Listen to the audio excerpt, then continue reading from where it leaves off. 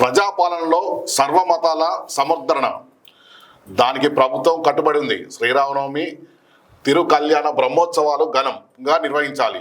అంచనాలకు మించి భక్తుల వేడుకలు హాజరయ్యేలా అవకాశం. భారీ ఏర్పాట్లు చేయండి. వేడుకలకు సిద్ధమవుతున్న మిథిలా స్టేడియంను పరిశీలన. తెలంగాణ ఆధ్యాత్మిక ఔన్నత్యాన్ని చాటేలా దేవాలయాలు అభివృద్ధి. రాష్ట్ర రెవెన్యూ శాఖ మంత్రి పొంగులేటి శ్రీనివాసరెడ్డి.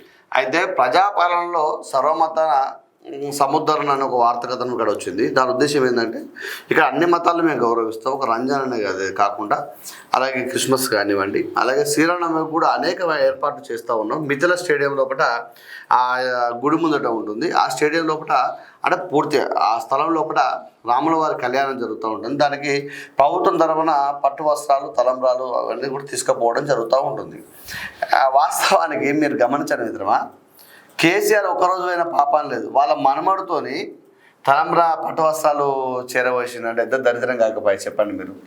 అంటే మన రాష్ట్రంలో ఉన్న ఏకైక అద్భుతమైన గొప్ప ఆలయం రామాలయం. అంటే యాదాద్రి పక్క పెడితే వేములవాడ కానీ ఉన్నాయి. కానీ రాముల వారికి సంబంధించిన దేశం మొత్తం మీద అక్కడ అయోధ్య తర్వాత భద్రాచలం అంత గొప్పగా ఇక్కడ ఉంటుంది. ఎక్కడెక్కడి నుంచో భద్రాచలంకి వస్తూ ఉంటారు. అటువంటి రామాలయంలో కనీసము పట్టు వస్త్రాలు తీసుకుపోవడానికి కూడా సారు చేతులు రాకలేకపోయినాయి.